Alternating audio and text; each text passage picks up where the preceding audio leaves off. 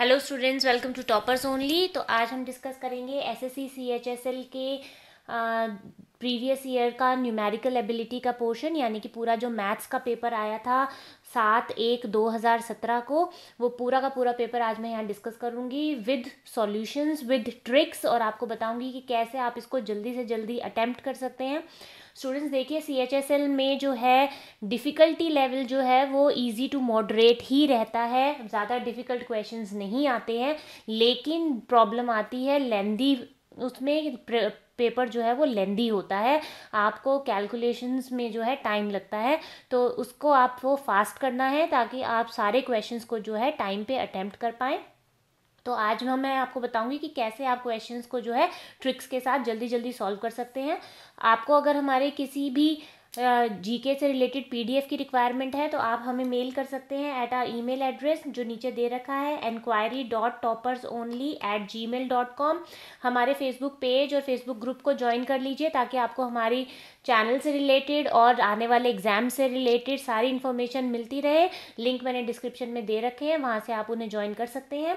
और आपको पता ही होगा कि एसएससी सीएचएसएल की रीजनिंग, इंग्लिश, मैथ्स और जीके, कंप्लीट जीके की सीरीज़ जो है हमारे चैनल टॉपर्स ओनली पे चल रही है, तो आप उसे ज़रूर देखिए, वो आपके लिए बहुत ही फ़ायदेमंद साबित होगी क्योंकि बच्चों को जीके के पोर्शन में बहुत ही प्रॉब्लम आती है सीएचएसएल में। तो चलिए शुरू करते हैं। एक ट्राइंगल है ABC और उसमें जो है ये दो पॉइंट्स है D और E, और ये वाली जो साइड है वो आपकी 10 सेंटीमीटर है, ये आपकी 5 सेंटीमीटर है और ये आपकी 6 सेंटीमीटर है। तो बताइए कि BC की लेंथ क्या होगी। तो देखिए, इस तरह के ट्राइंगल जो है वो सिमिलर ट्राइंगल बन गए, ये आपका ABC और ADE, they are similar triangles. तो सिमिलर ट्राइंगल्स की प्रॉपर्टी लगाएंगे आप इसमें। सिमिलर ट्राइंगल्स की क्या प्रॉपर्टी होती है कि उनके जो कॉरस्पॉन्डिंग एंगल्स होते हैं वो इक्वल होते हैं और उनकी जो कॉरस्पॉन्डिंग साइड्स है उनका रेशियो जो है वो इक्वल होता है। तो यानी कि आपका AD upon AB will be equal to AE upon AC will be equal to DE upon BC। तो ये प्रॉपर्टी होती है सिमिलर ट्राइंगल्स की, इसको ध्यान रखेंगे। और क्या प्रॉपर्टी होती है कि उनके कॉरस्पॉन्डिंग एंगल इक्वल होते हैं, यानी ये angle B will be equal to angle D, angle E will be equal to angle C, और एंगल A तो एंगल A के इक्वल होगा ही। तो क्योंकि ये सिमिलर ट्राइंगल है तो ये जो है प्रॉपर्टी इस पे चलेगी। तो AD जो है आपका 10 है, AB आपका 10 + 5 15 है, DE आपका 6 है, और BC जो है आपका वो निकालना है आपने। तो इसको सॉल्व कर लेंगे, तो सॉल्व करेंगे आप तो आपका BC जो है 9 सेंटीमीटर आ जाएगा।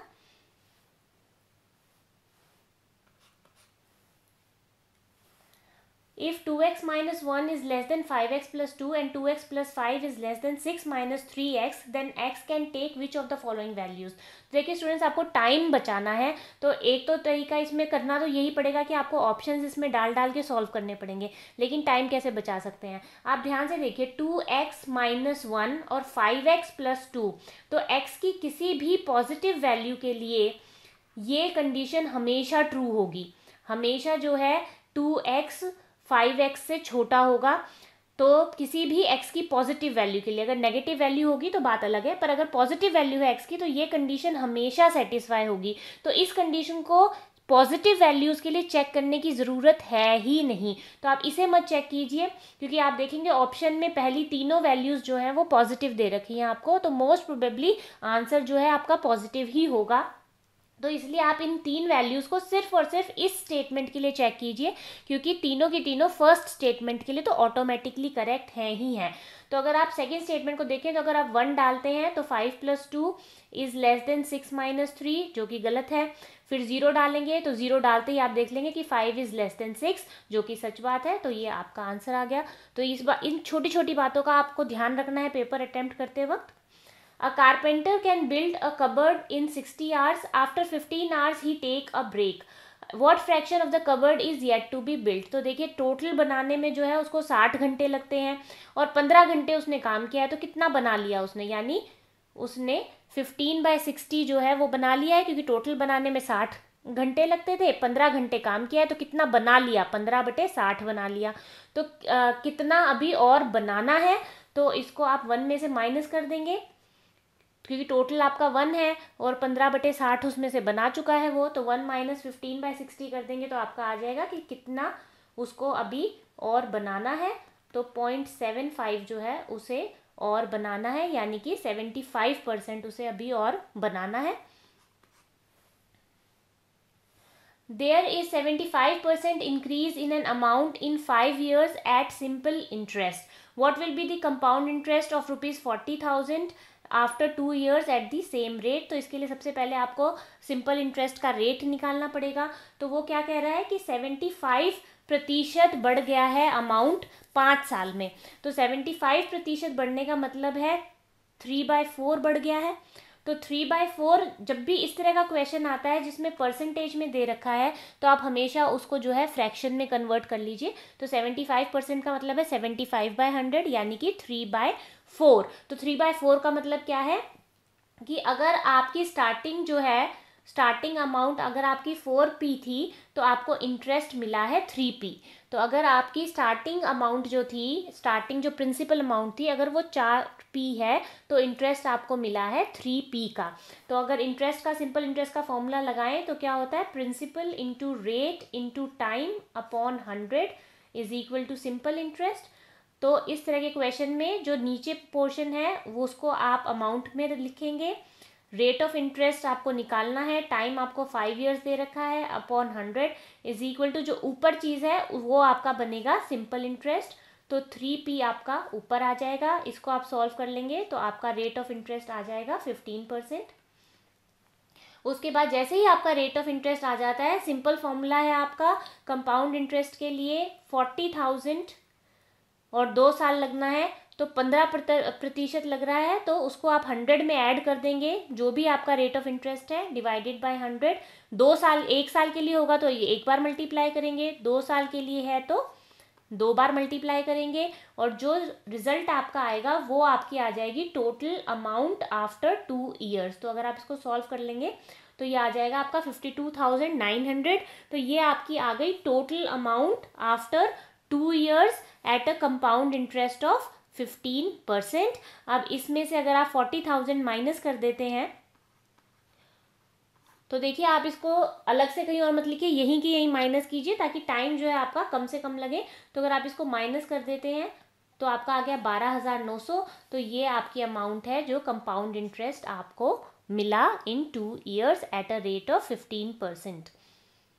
स्टूडेंट्स, इस तरह के क्वेश्चन जो है कंपाउंड इंटरेस्ट और सिंपल इंटरेस्ट से रिलेटेड मैंने सॉल्व कर रखे हैं। आपको हमारी CHSL की प्लेलिस्ट में मिल जाएगा वो वीडियो, आप उसे ज़रूर देख लीजिए। उससे आपका जो कंप्लीट कॉन्सेप्ट है कंपाउंड इंटरेस्ट को लेके वो क्लियर हो जाएगा। Which of the following equations has the sum of its roots as 5। तो देखिए सम ऑफ द, ये क्वाड्रेटिक इक्वेशंस हैं आपकी सारी। तो क्वाड्रेटिक इक्वेशन का जो है आपको मैं बता देती हूँ कि जो सम ऑफ द रूट्स होता है वो हमेशा -b/a होता है, और प्रोडक्ट ऑफ रूट्स जो होता है वो हमेशा c/a होता है। अगर ये क्वाड्रेटिक इक्वेशन है मेरी, तो sum of roots -b/a, product of roots c/a। तो अगर आप इन इक्वेशंस में देखें तो इसमें a आपका 1 है, b आपका -5 है, तो आपका रूट जो है वो बन जाएगा माइनस इंटू -5/1। तो आपका आंसर जो है वो 5 आ रहा है। तो यानी कि ये इक्वेशन हो सकती है। अब अगर अगली इक्वेशन में देखूं तो अगली इक्वेशन में भी सेम कंडीशन बन रही है, यानी अगली इक्वेशन भी हो सकती है। तो एक्चुअल में ये क्वेश्चन जो है इसके ऑप्शंस गलत हैं। दोनों ही के केसेस में ये सेटिस्फाई हो रही है, क्योंकि C जो है -6 हो या +6 हो उससे कोई भी फर्क नहीं पड़ता है, क्योंकि सम ऑफ द रूट्स में C आता ही नहीं है। तो इसलिए ये गलती थी पेपर में। इसमें दोनों फर्स्ट और सेकंड दोनों ही आंसर जो हैं आपके ठीक है। The base angle of an isosceles trapezium is 45 degree. तो आइसोसलेस ट्रेपीजियम क्या होता है, ट्रेपीजियम होता है एक क्वाड्रिलेटरल, और उसमें जो है 2 साइडें आपकी पैरेलल होती हैं। तो लेकिन आइसोसलेस ट्रेपीजियम क्या होता है, जिसमें जो पैरेलल, नॉन पैरेलल साइड्स होती हैं, यानी ये और ये इक्वल होती हैं। तो इसको आइसोसलेस ट्रेपीजियम कहते हैं। और इसमें जो है बेस एंगल्स भी आपके इक्वल होते हैं। तो ये ध्यान रखेंगे, आइसोसेलेस ट्रेपीजियम में नॉन पैरेलल साइड्स इक्वल होती हैं और उनके जो एंगल होते हैं कॉरस्पॉन्डिंग एंगल्स वो भी इक्वल होते हैं। तो अगर ये 45 डिग्री है तो ये भी आपका 45 डिग्री है।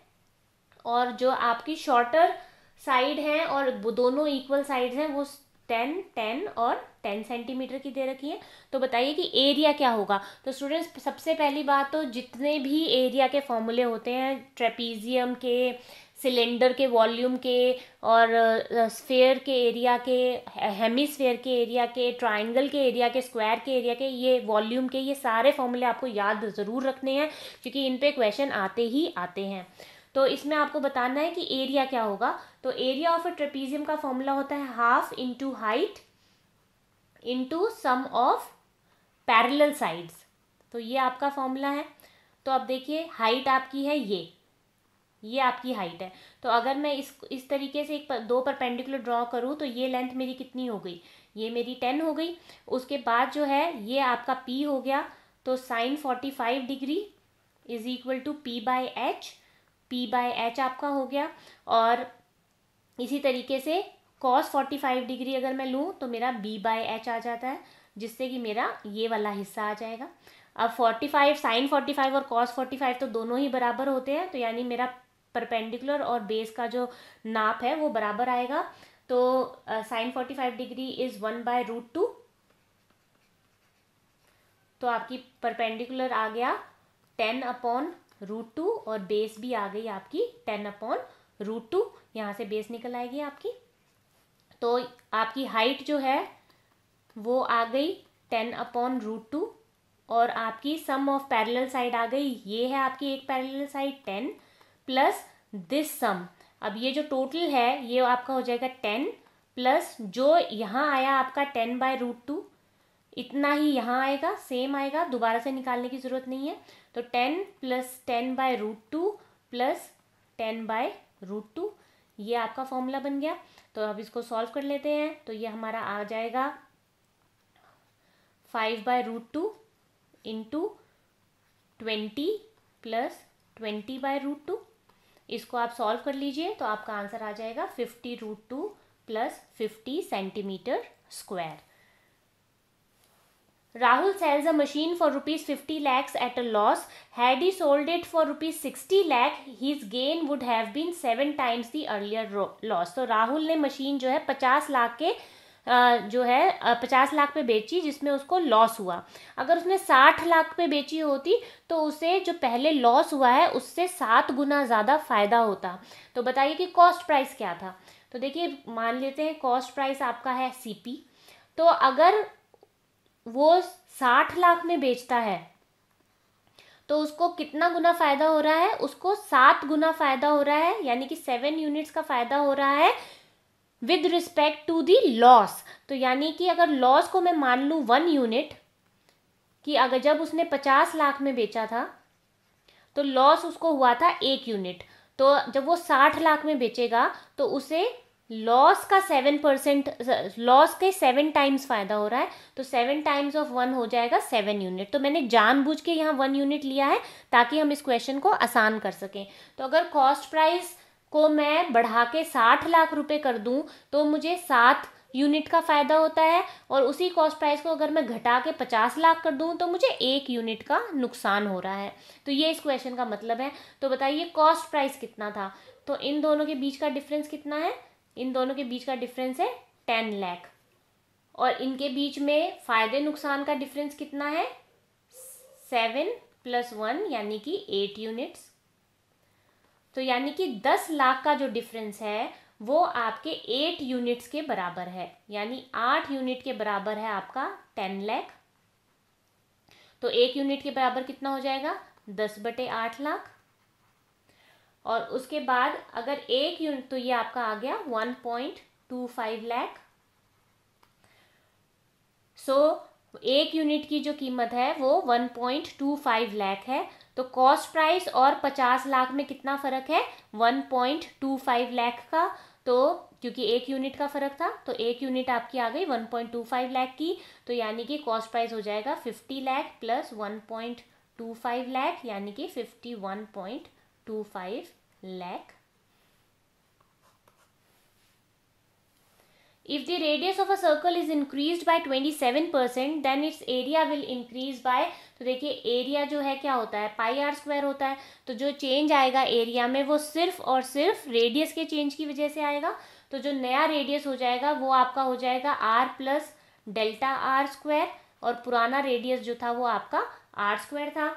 तो ये आपका हो गया आर प्लस डेल्टा आर कितना होगा, 27% है, तो 127/100 का स्क्वायर माइनस 1 आर स्क्वायर, अगर मैं बाहर ले लेती हूँ, आर प्लस डेल्टा आर कितना होगा 1 प्लस 0.27 यानी कि 127/100 रेज टू पावर 2 माइनस 1 का स्क्वायर। अब इसको आपको सॉल्व करना है। तो देखिए जब आप इसको सॉल्व करेंगे तो आपका आ जाएगा 1.27 का स्क्वायर माइनस 1।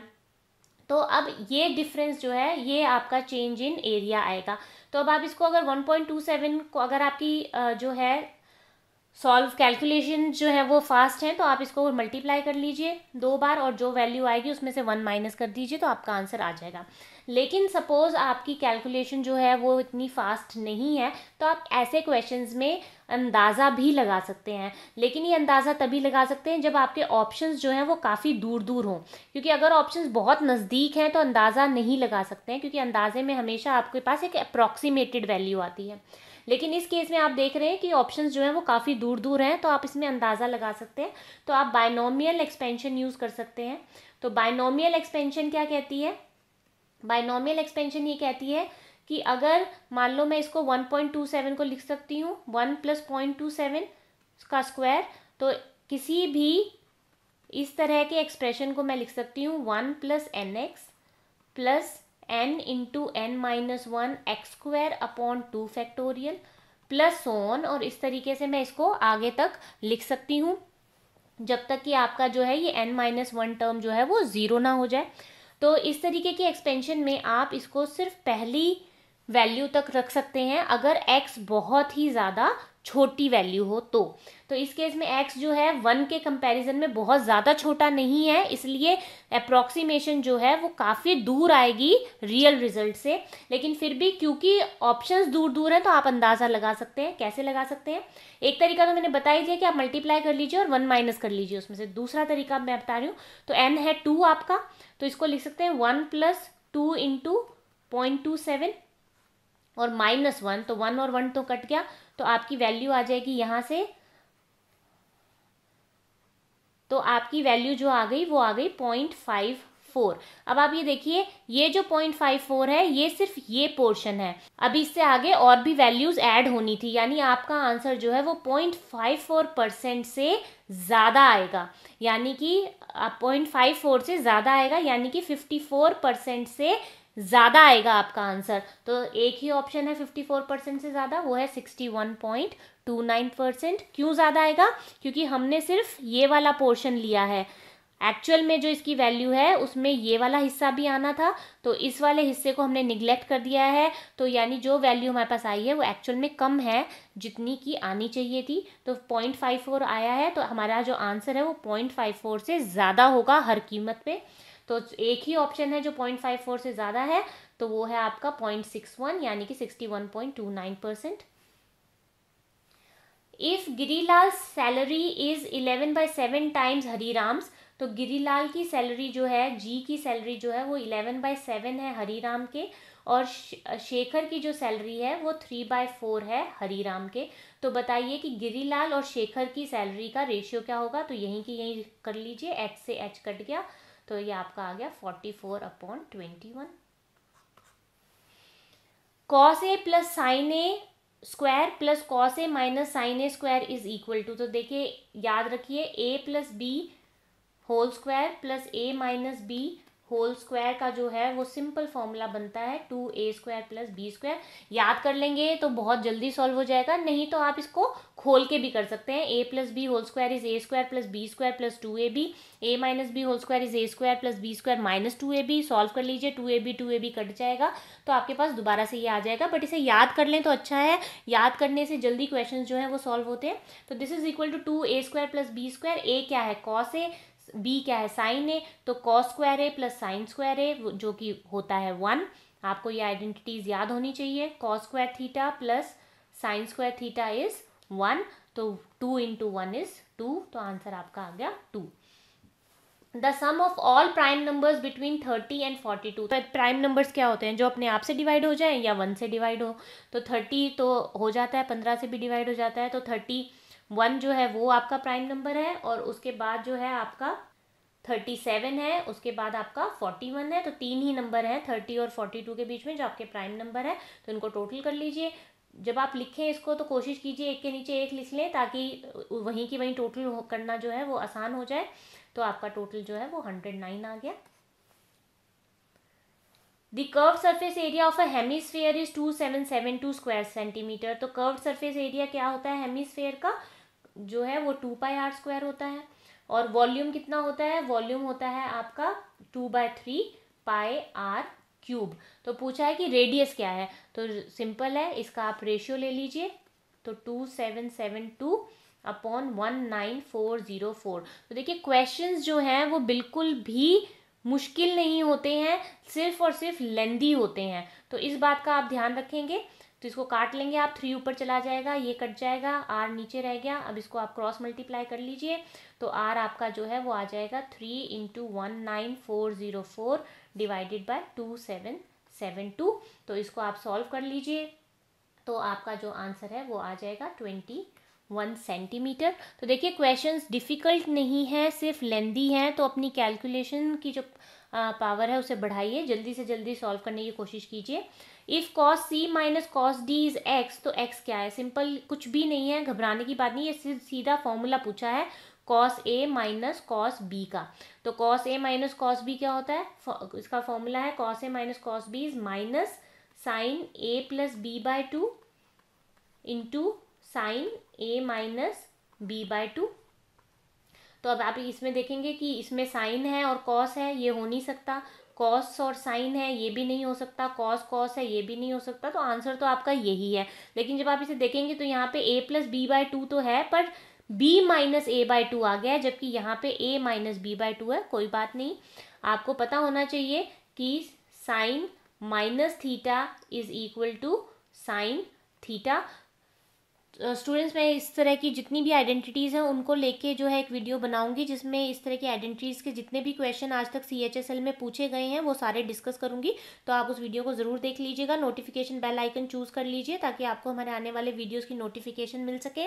और देखिए GK जो है वो काफ़ी टफ आती है CHSL में, तो हमारे पास पूरी GK की प्ले लिस्ट अवेलेबल है CHSL के लिए। हम पूरी GK जो है कवर करवाएंगे, तो आप जो है उस प्लेलिस्ट को ज़रूर देखें, वो आपके लिए बहुत फ़ायदेमंद होगी।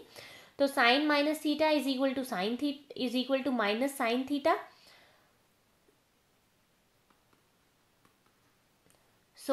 ये जो माइनस साइन है इसे मैं अंदर ले जा सकती हूँ।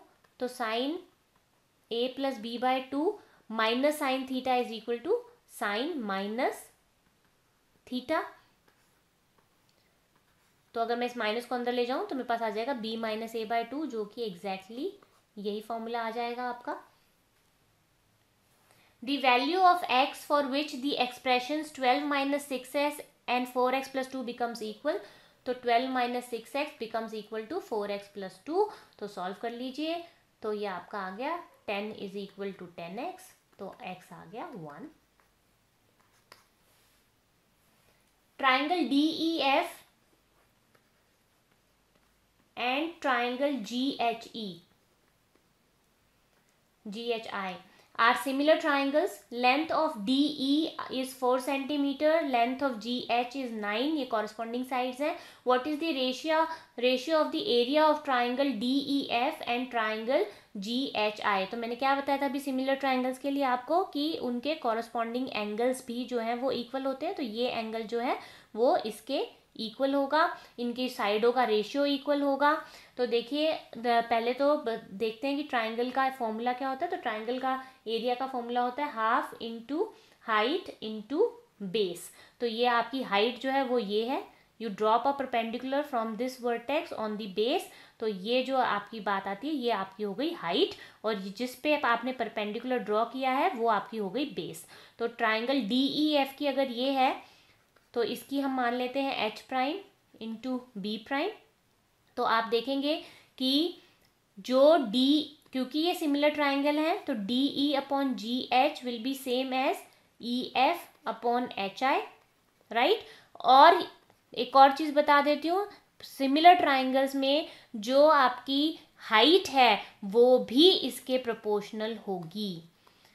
तो साइडें तो प्रोपोर्शनल होंगी होंगी, जो आप ऑल्टीट्यूड ड्रॉ करते हैं वो उसका रेशियो भी जो है वो इक्वल होगा इस रेशियो के। तो D E upon G H जो है आपका हो गया 4/9। तो 4/9 ही जो है आपका बी अपॉन बी प्राइम भी 4/9 होगा, और आपका एच अपॉन एच प्राइम भी 4/9 होगा। तो हाफ से हाफ कट जाएगा, तो ये आपका आ गया 4 × 4 अपॉन 9 × 9। तो ये आपका आ गया 16/81।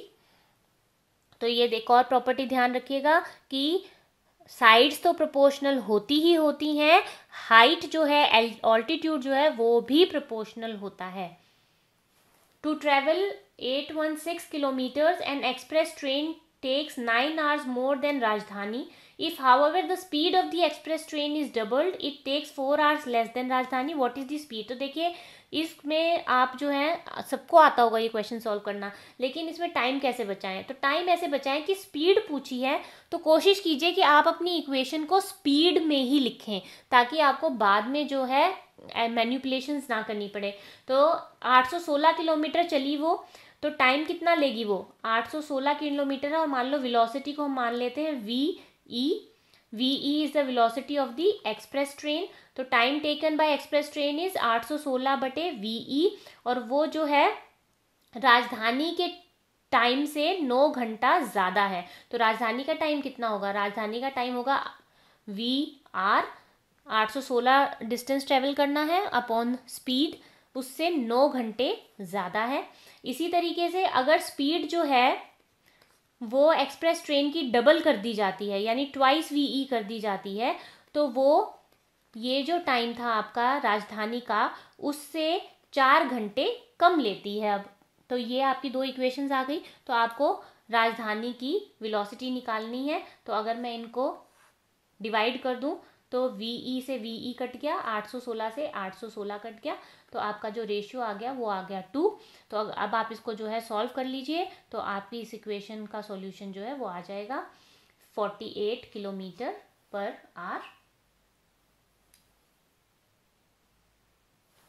What would be the equation of the line which intercepts x-axis at -5 and is perpendicular to the line y is equal to 2x plus 3? तो देखिए आपको पता ही होगा इक्वेशन ऑफ स्ट्रेट लाइन जो होती है वो होती है y is equal to mx plus c, जिसमें c जो होती है वो आपकी होती है इंटरसेप्ट ऑन y एक्सिस, और आपकी m जो होती है वो होती है स्लोप। तो ये आपकी एक स्ट्रेट लाइन है y x, तो इसकी इक्वेशन जो है वो है आपकी mx plus c, जिसमें m जो है स्लोप है इस लाइन की, और c है इंटरसेप्ट। अगर ये ओरिजिन से पास कर रही है तो c जो है वो 0 है, अगर ये यहाँ से जा रही है तो ये जो पोर्शन है आपका ये आपका c है। ठीक है, तो अब जो अगर कोई दो लाइनें परपेंडिकुलर हैं एक दूसरे के, तो यहाँ ध्यान रखिएगा कि जो उनकी स्लोप है वो एक दूसरे का रेसिप्रोकल होगी और एक दूसरे से ऑपोजिट साइन की होगी। यानी अगर एक लाइन की स्लोप m है तो दूसरी जो परपेंडिकुलर लाइन है उसकी स्लोप होगी -1/m। तो ये याद रखेंगे, प्रोवाइडेड कि उनमें से कोई भी एक लाइन जो है वो वर्टिकल लाइन नहीं है। तो कोई भी एक लाइन अगर वर्टिकल नहीं है तो कोई भी दो लाइन अगर परपेंडिकुलर हैं, तो अगर एक लाइन की स्लोप m है तो दूसरी लाइन की स्लोप -1/m होगी। तो वो क्या कह रहा है कि इक्वेशन निकालिए लाइन की जो कि परपेंडिकुलर है इस लाइन के। तो अगर मैं इस लाइन को कंपेयर करूं y = mx + c से, तो मेरी m क्या है, स्लोप मेरी है 2। तो जो नई लाइन है जो इस लाइन के परपेंडिकुलर है उसकी स्लोप कितनी हो जाएगी, उसकी स्लोप हो जाएगी -1/2। और दूसरी इंफॉर्मेशन क्या है कि उसकी जो x इंटरसेप्ट है वो -5 है। यानी कि अगर मैं लिखूं y = mx + c, तो m तो मेरे को पता चल गया है mx + c। तो x इंटरसेप्ट क्या होती है, the value of x when y is 0, और y इंटरसेप्ट क्या होता है, value of y when x is 0। तो अगर मैं y को 0 कर देती हूँ तो मेरी एक्स इंटरसेप्ट आ जाती है, यानी कि -5 आ जाता है। तो इसको आप सॉल्व कर लेंगे तो आपका जो सी है वो आ जाएगा -5/2। तो आपकी इक्वेशन बन गई -12x -5/2 is equal to y। तो this implies -5 is equal to 2y plus x। तो ये आपकी इक्वेशन आ गई, x प्लस 2y -5। तो this is your answer. If 4px is equal to x plus 2y whole square minus x minus 2y whole square, then what will be the value of p? तो देखिए अभी मैंने आपको एक formula बताया था a plus b whole square plus a minus b whole square का, कि this is equal to 2a² plus b square.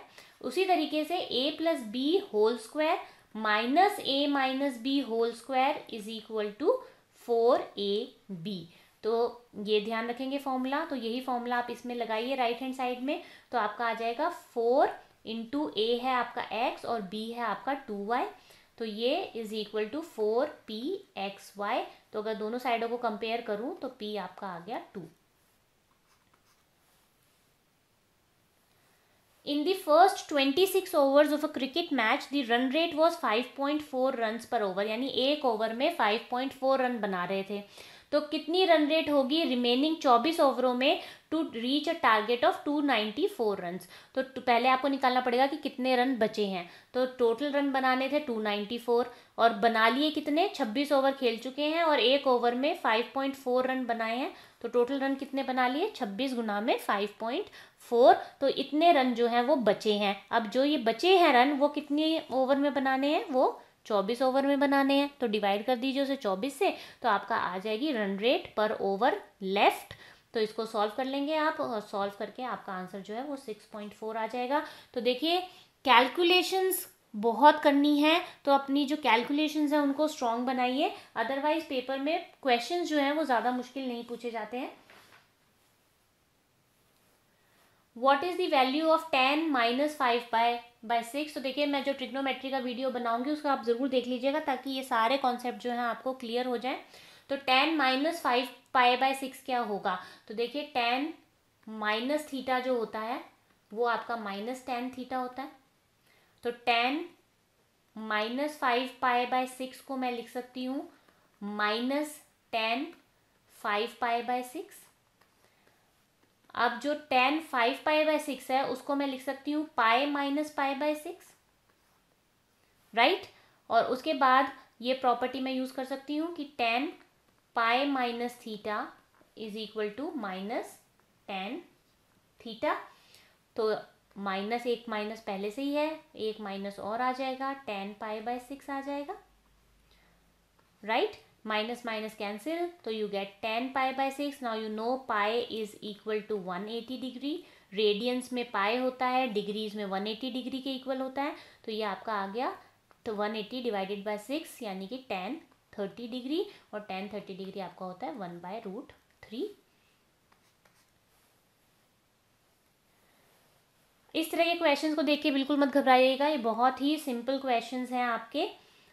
What is the average bonus in rupees? तो देखिए एवरेज बोनस निकालना है, तो अब बोनस जो है वो प्राइस पैसे में ना देके परसेंटेज में दे रखा है। तो एनुअल सैलरी जो है वो 48 है, अगर 48 है तो उसका बोनस परसेंटेज जो है वो 40% है। तो कितना पर बोनस मिला, 40/100 इंटू 48। और जो दूसरा है उसमें जो है 20% है एनुअल सैलरी की, तो 20 इंटू 16/100। और जो अगला है वो है 20%, 2/100।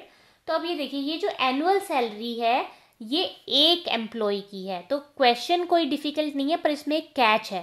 कैच क्या है कि ये सैलरी जो है वो एक एम्प्लॉय की है। तो ये जो आप बोनस भी निकाल रहे हो ये आप सिंगल एम्प्लॉय का निकाल रहे हो, पर एवरेज बोनस के लिए आपको सबका बोनस निकालना पड़ेगा। तो ये इस केस में तो एक ही एम्प्लॉय है मैनेजर, तो ये तो एक ही बार आप यूज करेंगे। बट यहाँ पे एग्जीक्यूटिव जो है वो है 6, तो ये जो वैल्यू आई आपके बोनस की, ये एक जने की आई, तो 6 के लिए आपको इसको 6 से मल्टीप्लाई करना पड़ेगा। इसी तरीके से यहाँ जो आपने एवरेज बोनस निकाला वो एक जने का निकाला, लेकिन हैं कितने, 2 लोग हैं, तो इसको आपको 2 से मल्टीप्लाई करना पड़ेगा। तो ये कैच आप ध्यान रखेंगे। तो this comes out to be the total bonus जो कर्मचारियों को मिला। तो एवरेज निकालने के लिए आप जितने कर्मचारी हैं उनसे इसको डिवाइड कर दीजिए, तो कितने हैं इसको आप ऐड कर लीजिए। तो 6 + 2 8 + 1 9, तो डिवाइड दिस बाय 9, तो इसको आप सॉल्व कर लेंगे तो आपका आंसर आ जाएगा 4355। For which of the following pairs of years the total exports from the 3 companies together are equal? तो कौन से वो साल हैं जिनमें जो है तीनों कंपनीज का टोटल एक्सपोर्ट जो है वो सेम रहा। तो इसको टोटल कर लीजिए, 4 5 6 6,000, 3 4 5 5,000, 3 4 8 8,000, 5 6 8 8,000, 4 5 6 7। तो ये 2 कंपनी है जिनका जो है एक्सपोर्ट बराबर रहा, यानी कि 2013 और 2014। What was the total profit और loss of the company in last 5 years? तो ये आपका जो है टोटल लॉस और प्रॉफिट्स हैं, साइन के साथ दे रखे हैं, तो इनको ऐड कर लीजिए। 5 - 5 0 + 20 + 5 25 - 5 अगेन 20, तो 20 पॉजिटिव 20 है, तो 20 का प्रॉफिट हुआ। तो प्रॉफिट ऑफ 20 करोड़। इंडिया की एक्सपोर्ट 2015 दे रखा है, ज्वेलरी का एक्सपोर्ट जो है वो $500 $500 मिलियन, सॉफ्टवेयर का 850, 950, 1,875। तो इलेक्ट्रॉनिक्स का कितना % है टोटल एक्सपोर्ट का? तो टोटल एक्सपोर्ट निकाल लो पहले, यहीं की यहीं इसको ऐड कर लीजिए। तो ऐड करते हैं आप इसको, तो आपका आ जाता है 4170, इसको ऐड कर लो। तो 4170 आपका टोटल एक्सपोर्ट है, और आपको निकालना किसकी परसेंटेज है, इलेक्ट्रॉनिक्स की। तो इलेक्ट्रॉनिक्स का जो है वो है 875, तो 875 electronics divided by total export multiply by 100 will give you the percentage of electronics. तो इसको आप सॉल्व कर लीजिए, तो आपका आ जाएगा 20.96%। तो स्टूडेंट्स, इस तरह के क्वेश्चंस जो हैं आपको पूछे जाएंगे। तो मेन फोकस आपका रहेगा टाइम, स्पीड एंड डिस्टेंस, इस पे क्वेश्चन आएगा ही आएगा। उसके अलावा आपके इस तरीके के जो है डेटा इंटरप्रिटेशन के क्वेश्चंस भी आएंगे ही आएंगे, इसको आप ध्यान रखेंगे। लॉस परसेंटेज, प्रॉफिट परसेंटेज पे क्वेश्चन आएगा ही आएगा। आपके जो है ट्रिग्नोमेट्री से क्वेश्चन आएंगे ही आएंगे, ज्योमेट्री से क्वेश्चन आएंगे ही आएंगे, और इसके अलावा सिंपल इंटरेस्ट और कंपाउंड इंटरेस्ट के क्वेश्चंस भी आएंगे ही आएंगे। एक क्वेश्चन क्वाड्रेटिक इक्वेशन पे ज़रूर आएगा।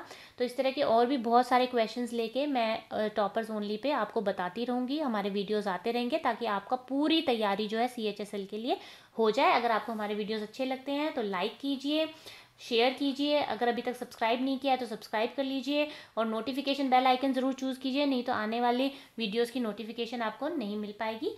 Thank you and all the best.